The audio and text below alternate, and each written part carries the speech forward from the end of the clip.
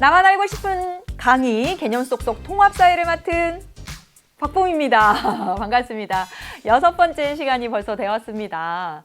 통합사회 관련해서 지금껏 쫙 공부한 내용들을 머릿속에 꿰뚫고 있다고 생각하도록 하겠습니다. 자, 이 2단원 계속 쭉 이어지고 있습니다. 2단원 딱 들어오니까 1단원하고 달리 뭐가 내용이 많아진 것 같아서 복잡한 마음이 들어요? 아니지, 괜찮지. 지금까지는 개념 쏙쏙 하고 있는 거 맞죠? 자, 여러분 2단원의 주인공은 자연과 인간이다 라고 얘기했었습니다. 그리고 01 자연환경과 인간생활, 선생님 어제 다 끝난 거 아니에요? 거의 끝났다고 보면 돼. 살짝 남아있어서 오늘 그래서 01 자연환경과 인간생활 하고 여기 마무리 조금 할 게 있어요. 그리고 02 인간이 우선이냐 자연이 우선이냐 여기로 넘어가도록 하겠습니다. 자, 자연환경과 인간생활에서 굉장히 많은 얘기를 해가지고 여기서 조금 더 정리하면 되게 좋겠네. 자, 첫 번째 뭐 했어요? 그렇지. 기온에 따라서 생활 양식이 달리 나타나더라. 너무 더워, 열대. 그렇지? 너무 추워, 한대. 강수량에 따라서. 그래서 강수량이 적은 결국 건조기후 지역을 보았습니다. 어떻게 나눴다고 했어요? 지난 시간 거 잘못 들었나? 막 이러는 거 아니야? 같이. 그치? 여러분이 이렇게 쓸 수 있을 정도가 되어야 돼. 초원. 이렇게 보셔야 됩니다. 네. 그리고 지난 시간에 지형. 땅의 모양. 그래서 어떻게 됐죠? 산지. 인간이 살기 좀 어렵습니다. 그래서 관광업 또는 가축을 기르거나 그런 삶의 모습들이 나타났었던 거 보셨고요. 판초이, 고산도시 이런 것들 살펴보았습니다. 그리고 해안지역 살펴봤고요. 또 독특한 지형이 나타나는 곳으로서 뭐 있었어요? 3개, 둘, 셋, 네, 이렇게 3개 해봐. 그렇지. 화산, 또 석회원, 카르스트, 그 다음에 빙하, 이렇게 3개까지 지난 시간에 살펴본 겁니다. 이렇게 한 판으로 보는 것들 진짜 중요하다. 정말 진짜 이게 사회 공부하는 방법이에요, 여러분. 문과에 가셔서 나중에 사회를 공부하실 때 이렇게 단원별로 체계를 잡는 거 진짜 중요합니다. 왜냐하면 수능에서 문제가 20문제밖에 출제가 안 돼. 뭐 통합사회 9개 단원이지만 선택과목 사회에서는 5단원, 6단원인데 그중에서 20문제 출제되면요. 단원별로 핵심 쏙쏙, 개념 쏙쏙 해야 될 것들, 중요한 것들이 딱 있습니다. 그래서 그 체계를 잡는 연습을 지금부터 한다고 생각하시면 돼요. 됐지? 자, 이것까지 했어. 근데 여러분, 사실 우리가 이렇게 자연의 영향을 받고 살아가잖아요? 상호작용하면서 살아가잖아요? 기온이 이러면, 강수량이 이러면, 지형이 이러면 우리의 삶의 모습들이 이렇게 달라지고 있잖아요. 근데 자연환경이 인간 생활에 영향을 주는 가운데서 인명 피해, 재산의 피해 이런 것들을 주는 경우가 있습니다. 그걸 뭐라고 말할까요? 맞아. 이 자연이 인간 생활에 피해를 주는 경우가 있어. 인명 피해나 재산 피해 이런 것들을 주는 경우가 있어.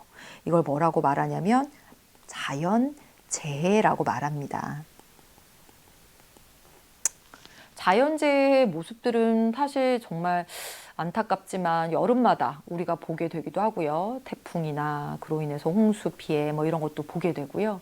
또 지진, 또 우리가 지진에 아주 안정적인 곳은 아니잖아요. 그런 것도 보게 되고요. 예. 바로 이게 자연재해죠. 그래서 자연재해를 이렇게 나눠볼 수가 있어요. 지금 여기 앞에서 본 것처럼 뭐에 따라서 기후 요인에 따라서 나눠볼 수가 있고요. 또 하나는 지형 요인에 따라서 나눠볼 수가 있습니다.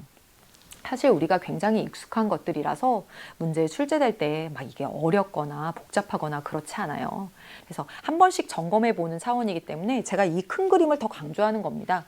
여러분이 기후 요인에 따라서 나타나는 태풍을 모를 거야? 홍수를 모를 거야? 그렇지 않잖아. 그 피해도 너무나 잘 알고 있습니다.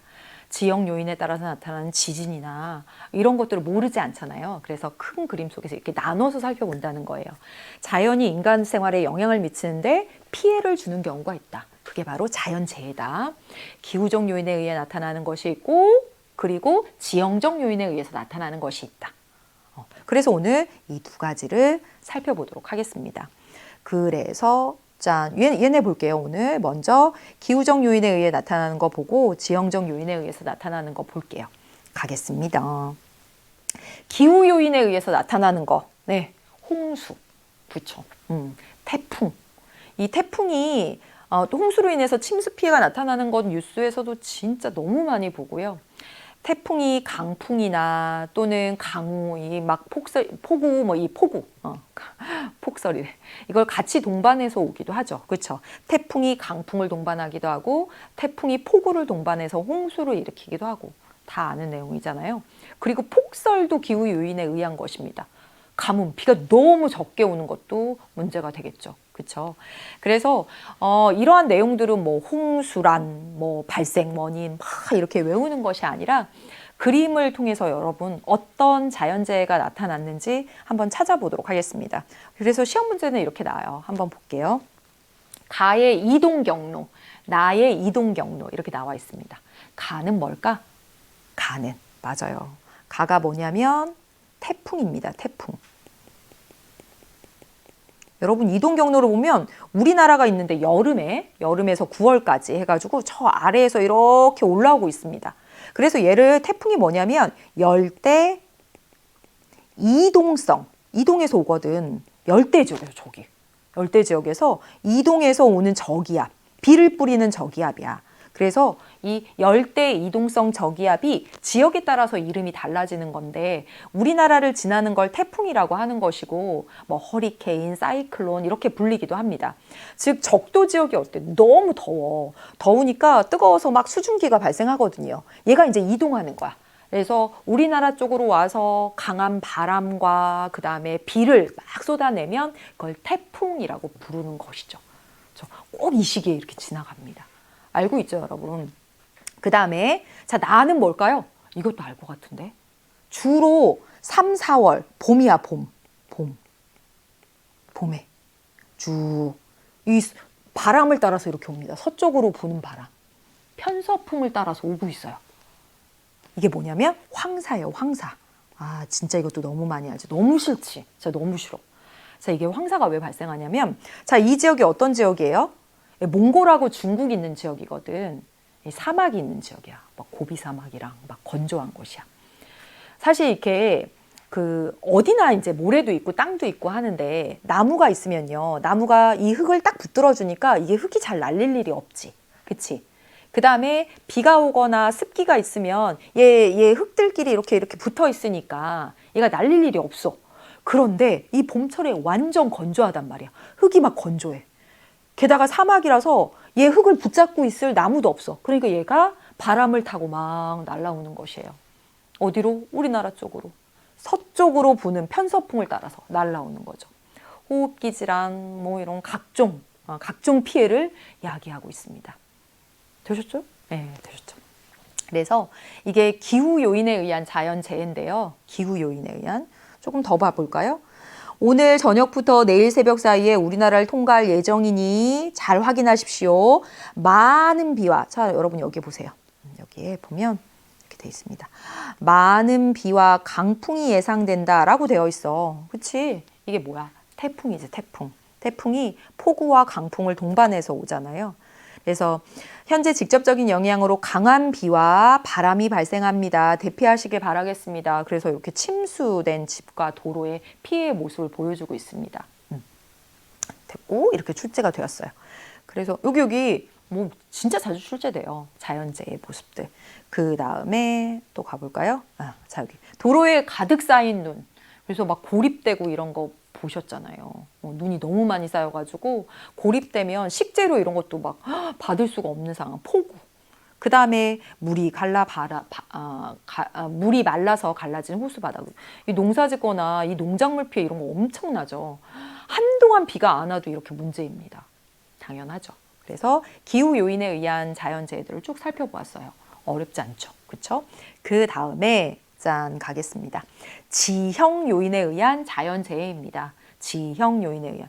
지구는 지난 시간에도 말씀드렸다시피 여러 개의 땅덩이, 판으로 판으로 이렇게 이어져 있어요. 그래서 판과 판 사이의 경계에서 이렇게 지진이나 화산 활동이 발생하게 되는 거예요.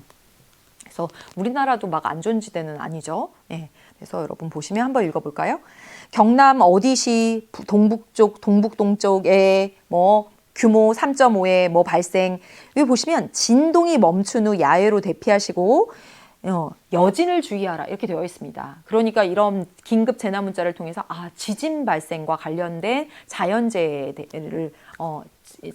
대한 재난 문자구나라고 하는 것을 알 수가 있죠. 더 가볼까요? 예, 용암이 흘러내리는 분화구, 그다음에 지진으로 갈라진 도로. 생각만 해도 좀 무섭습니다. 그렇죠? 그렇다면 여러분 여기 이렇게 가볼까? 여기 지진 해일은 뭘까? 지진 해일은 여러분 지진 해일은 뭘까요? 쓰나미라고 되어 있습니다. 쓰나미는 많이 들어봤지, 그치? 봐요. 여기 이렇게 이제 육지가 있고요. 육지가 있고 이렇게 바다가 있다고 쳐봐. 이렇게 바다가 있어. 근데 이 지진 화산 폭발 이런 거는 육지에서만 나타나지 않습니다. 어디에서도 나타나? 여기 저 바다 속에서도 지진 이런 것들이 발생할 수 있어요. 지진이 발생할 수 있어. 바다 속에서도. 봐요. 바다는 출렁출렁 항상 파도가 출렁출렁 하고 있단 말이야. 근데 바닷속 저 멀리 어딘가에서 지진이 일어났다고 생각해봐. 그럼 파도가 어떻게 됐어? 파도가 출렁하게 되는 거야. 이렇게 출렁. 파도가 이렇게 잔잔하던 파도가 밑에서 우르릉 꽝꽝 하니까 파도가 얼마나 높아지겠어. 근데 이 파도가요, 해안가로 올수록 점점 높아져서 이렇게 이 육지를 덮쳐버리는 거. 이걸 바로 지진 해일이라고 말하는 겁니다. 됐어요? 예. 지역 요인에 의한 자연재해, 화산, 지진. 근데 지진이 육지에서 만나? 아니야, 바다 저 깊이. 그러면 파도의 파동을 막 이렇게 세게 해서 이렇게 육지를 덮어버리는 거. 너무 무섭죠. 이걸 쓰나미라고 한다. 되었습니다. 그래서 여기까지 해서 자연재해 유형까지 살펴보았어요. 자연재해, 자연이 인간의 생활 양식에 영향을 미치는데 피해를 주는 거. 기후 요인과 지역 요인. 정리하면서 자꾸 정리합니다. 자, 이제 두 번째로 넘어가도록 하겠습니다. 인간과 자연과의 관계예요. 인간과 자연과의 관계. 얘는 인간이 우선이야? 자연이 우선이야? 이런 얘기들로 그렇게 어렵지 않은 얘기가 될 겁니다. 한번 보도록 하겠습니다. 그래서 인간과 자연과의 관계에서 인간이 더 중요해 라고 하는 걸 뭐라고 말하냐면 인간이 우월해 라고 하는 걸 인간 중심주의라고 말합니다. 인간 중심주의가 있고요. 이에 대비돼서 인간뿐만 아니라 자연이 함께 조화를 이루고 공존해야 돼 라고 하는 시각이 바로 생태 중심주의입니다. 얘는 한 문제로 너무나 잘 출제되고 있어요. 예. 출제하기 너무 좋잖아. 대비되는 측면이 있고. 그리고 내용도 어렵지 않습니다. 인간을 우월하게 놓고 보느냐 아니면 자연과 인간의 조화를 깨하느냐에 따라서 두 가지로 나눠지는 거야. 그러니까 복잡하고 어려운 개념이 아니지. 그치? 그래서 얘네들을 차근차근 보도록 하겠습니다. 완전 중요해. 완전. 자, 갑니다. 네. 인간과 자연과의 관계에서 자, 여기 볼까요? 인간의 이익을 먼저 생각한다 라고 되어 있습니다. 쭉. 즉 인간이 훨씬 더 우월하다고 생각하는 거야. 그래서 여기는요. 보면 이분법적 관점 이런 말, 도구적 자연관 이런 말들이 선제로 나오게 되거든요. 이분법적 관점이란 무슨 말이냐면 인간과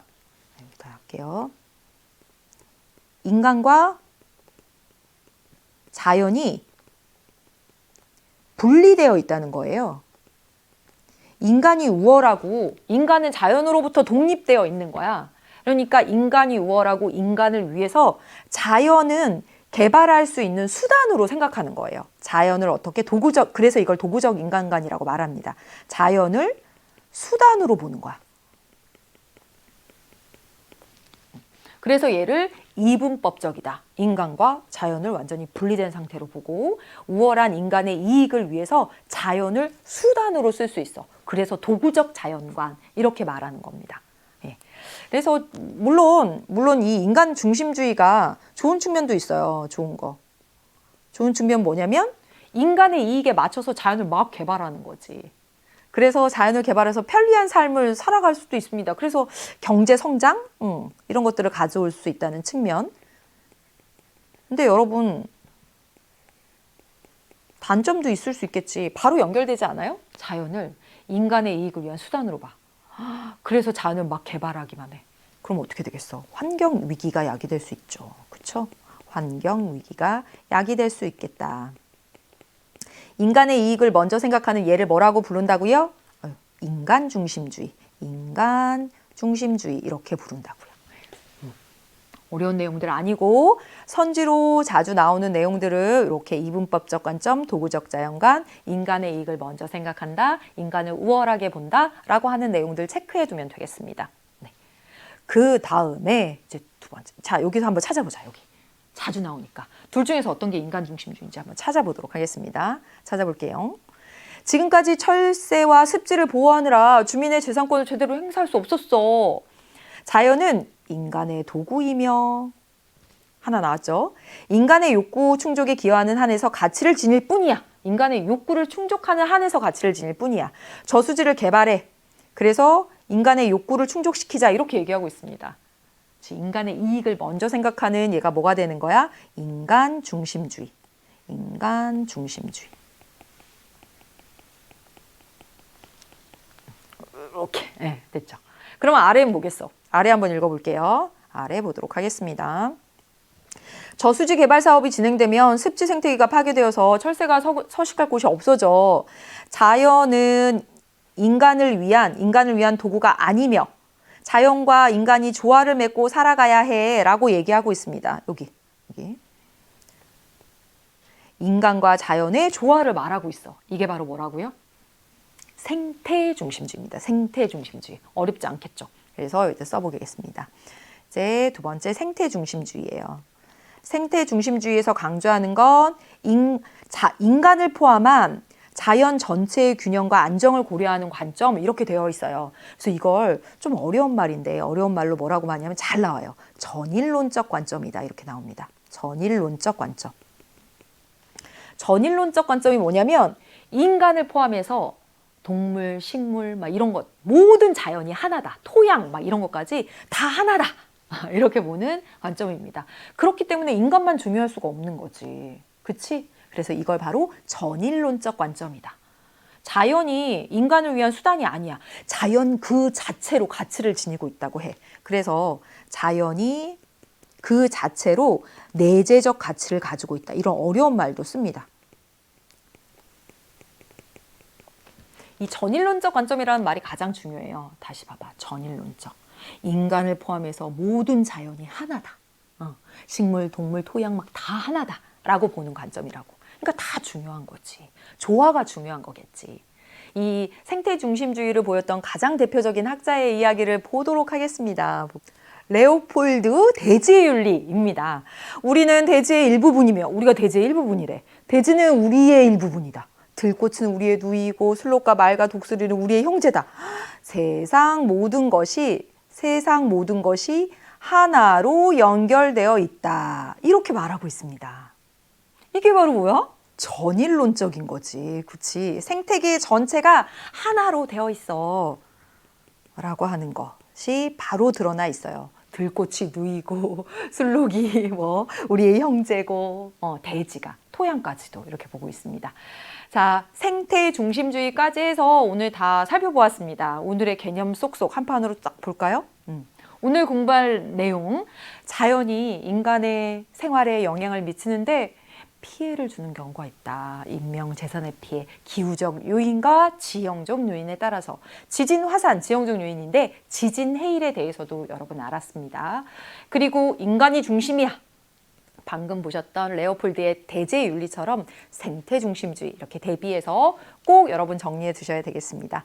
오늘 여기까지 해서 2단원의 01, 02까지 다 마쳤습니다. 다음 시간에 환경 문제 하면 2단원 싹 다 정리됩니다. 다음 시간에 만나도록 하겠습니다. 여러분 홈런!